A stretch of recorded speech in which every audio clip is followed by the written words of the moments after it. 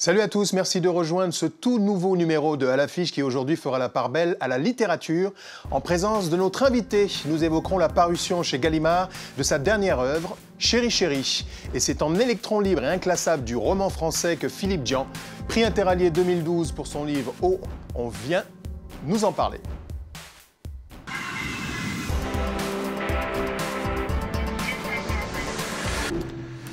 Philippe Dian, bonjour. Bonjour. Bienvenue sur ce plateau. Votre nouveau roman Chéri Chéri raconte l'histoire de Denis, qui est romancier le jour, travesti la nuit. Le titre Chéri Chéri, c'est d'abord un hommage à Sapritch et Thierry Le Lion. Je l'ai appris après avoir trouvé. Ah, vous ne le saviez pas. La fameuse phrase Chéri Chéri, l'imitation, non, vous ne savez pas. Chéri, ça me paraissait un peu court pour que ça agace le personnage. Donc je l'ai doublé, j'ai fait Chéri Chéri, et après on m'a dit oui, Alice Sapritch avec Thierry Le Lion, on faisait souvent ce genre de... Alors, il se fait appeler Denis le jour, Denise certains soirs. Vous êtes toujours dans le campement d'une psychologie de personnages qui sont parfois en rupture. Est-ce que c'est une manière pour vous de faire évoluer les mentalités? C'est le rôle du romancier? On peut le faire évoluer de différentes manières. Moi, j'essaye plutôt de le faire évoluer à travers la langue, à travers le style. J'essaie de voir si mon travail a un intérêt pour l'ensemble des gens qui peuvent me lire. C'est ça qui m'intéresse. Et je pense que c'est beaucoup plus à travers, enfin, dans mon cas, à travers la langue qu'à travers les idées. La jubilation est plus dans le style que la narration et la trame. Ah oui, mais elle n'est pas du tout dans l'histoire pour moi, la jubilation. Elle est vraiment dans l'écriture. Quand j'écris un paragraphe, je suis tellement dedans que j'oublie même ce qu'il y a avant. Ce qui éventuellement viendra après, c'est simplement comment construire quelque chose qui se tienne un peu, où il y a un petit peu une étincelle de vie dans les phrases, dans la langue, dans la mélodie qu'on peut entendre. On parlera de mélodie tout à l'heure. Cependant, tout de même, ce personnage campe le décor d'un écrivain qui vit chichement et qui est obligé de s'inventer plusieurs vies. Est-ce que vous iriez jusqu'à dire que l'écrivain et le journaliste sont souvent des travestis, plusieurs peaux, plusieurs vies pour survivre? Il vaut mieux être un travesti quand on est écrivain. Il vaut mieux avoir cette espèce de faculté de se mettre dans la peau d'un personnage. Donc, plus il y en a, mieux ça vaut. Et là, par exemple, c'est même pas deux, c'est trois personnages. Il y en a un qui vit sa vie d'écrivain. Il y a la vie de la nuit quand il se travestit. Et il y a avec son beau-père, avec la mafia. Donc, il y a vraiment trois. Et j'aime bien comme, a priori, c'est ce qui est le plus difficile pour nous, c'est de savoir qui on est. C'est toujours des problèmes d'identité. Donc, plus on les multiplie, plus on a des chances de pas trop se tromper, en fait. Alors, vous-même, vous avez été docker, magasinier. La précarité du journaliste, on la connaît, celle de l'écrivain aussi. Mais cependant, pour revenir au thème, est-ce que vous scrutez la nature des mœurs d'aujourd'hui? Parce qu'un travesti, les choses se compliquent lorsque sa belle famille, beau-papa, belle-maman arrivent dans le même immeuble. Ça l'empêche pas de coucher avec belle-maman? Oui, ben, pourquoi pas. Moi, ça me gêne pas, ce genre de choses. À chaque fois, je me dis, mais voilà, c'est des êtres humains. Il y a des gens qui se rencontrent. Est-ce qu'on peut, pour une fois, de temps en temps, oublier que la société vous interdit de... C'est pas simplement l'envie de coucher avec sa belle-mère. Il se trouve qu'elle est battue par son mari, qu'il descend voir et qu'il ne se passe rien, et qu'il redescend une deuxième fois parce qu'elle n'est pas bien. Puis les choses... Je crois que c'est des... Quand on cherche à savoir qui on est, il faut pas avoir peur ni reculer devant les choses qui s'offrent devant vous. Donc il est contre rien, il est pour rien en même temps. Globalement, vous ne pensiez pas en vous rasant à coller absolument à la résonance du débat sur le mariage pour tous en écrivant? Pas du tout. Ah non, pas du tout. Mais vous savez, quand je commence un roman, je ne sais jamais où je vais. J'ai pas de plan, mais quand je dis que j'ai pas de plan, c'est que je suis incapable de faire un plan. Je sais pas, je peux pas m'asseoir et imaginer une histoire. Ça, c'est carrément impossible. Il faut que j'écrive la première phrase et voir si la seconde a un intérêt avec la première. Et voilà, et tout doucement, ça avance comme ça. Donc je ne sais pas du tout où ça va. Là, ça m'avait amusé de commencer la première phrase avec le jour on m'appelait Denis et le soir on m'appelait Denise. Et puis, et so what? Je vais où après? Et vous êtes parti de ça. Alors, je vous sais particulièrement fasciné par la littérature anglo-saxonne et vous propose d'aller à présent sur les traces de l'immense écrivain gallois Ken Follett, spécialisé dans les romans d'espionnage et historique. Lui aussi fut journaliste avant de devenir l'un des auteurs les plus lus de la planète. Son dernier roman, Aux portes de l'éternité, vient de sortir en France. Dans ce hangar, des milliers de bobines de papier, ce sont les réserves du plus grand quotidien français, Ouest France. J'espère que ça ne tombe pas. Et l'invité de la rédaction est ce gentleman, l'anglais Ken Follett, l'un des romanciers les plus lus dans le monde. Merci.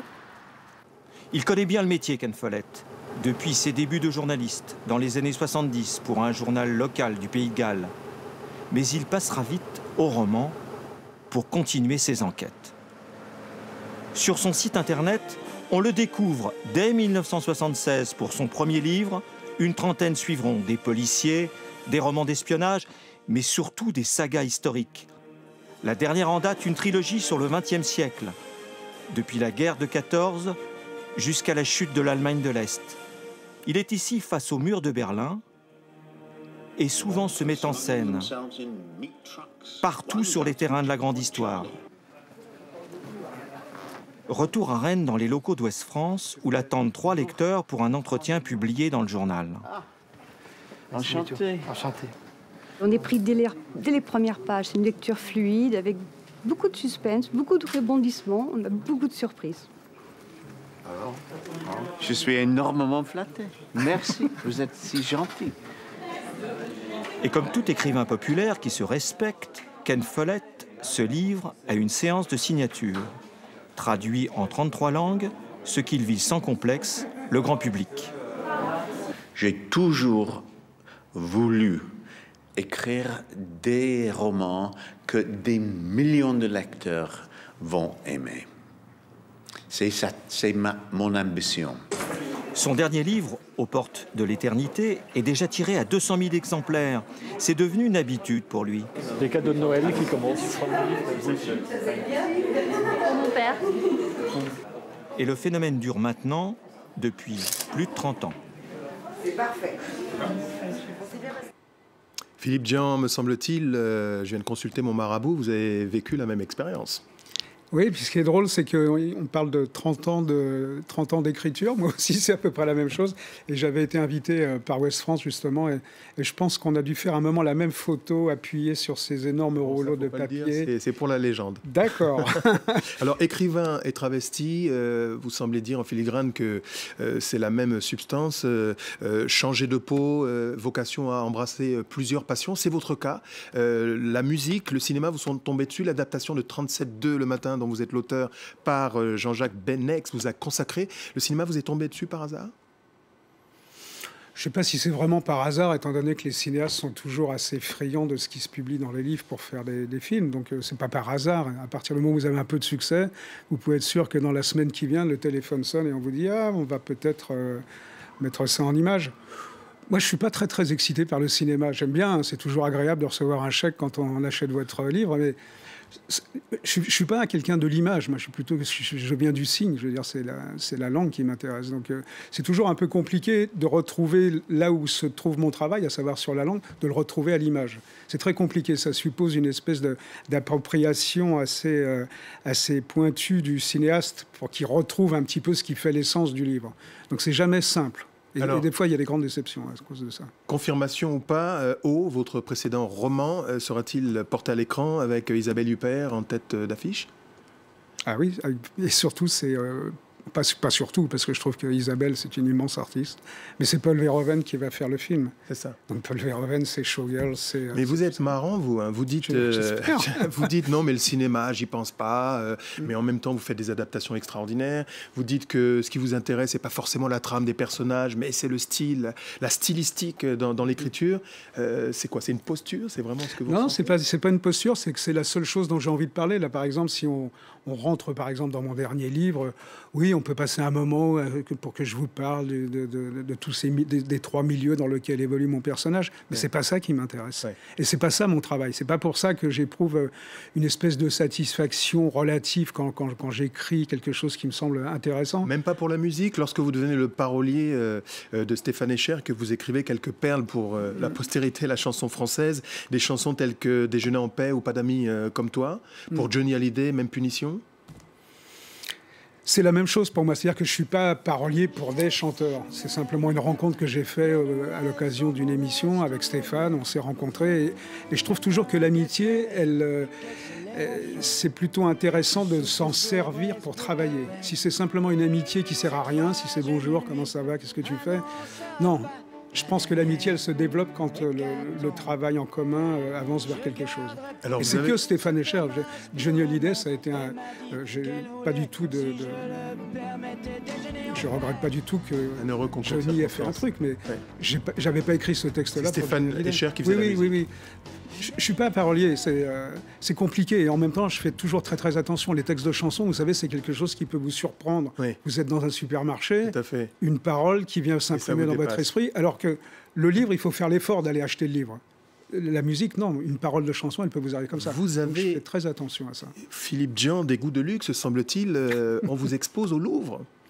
Oui, c'est un beau luxe en même temps. Oui, il y a une exposition qui va commencer fin novembre, là. Bah, j'en suis plutôt content parce que c'était un gros travail, donc j'ai intérêt à en être content, mais c'était une belle expérience. Merci Philippe Djan, merci d'avoir été notre invité aujourd'hui. Rappelons la parution chez Gallimard de votre dernier roman, Chéri, chéri.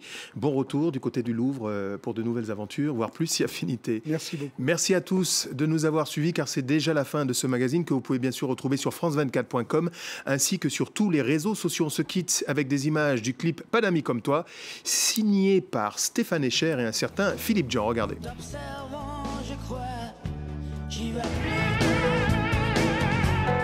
Où est la clé du mystère? Mais je m'en suis approché. Je n'ai pas d'amis comme toi. Oh non, non.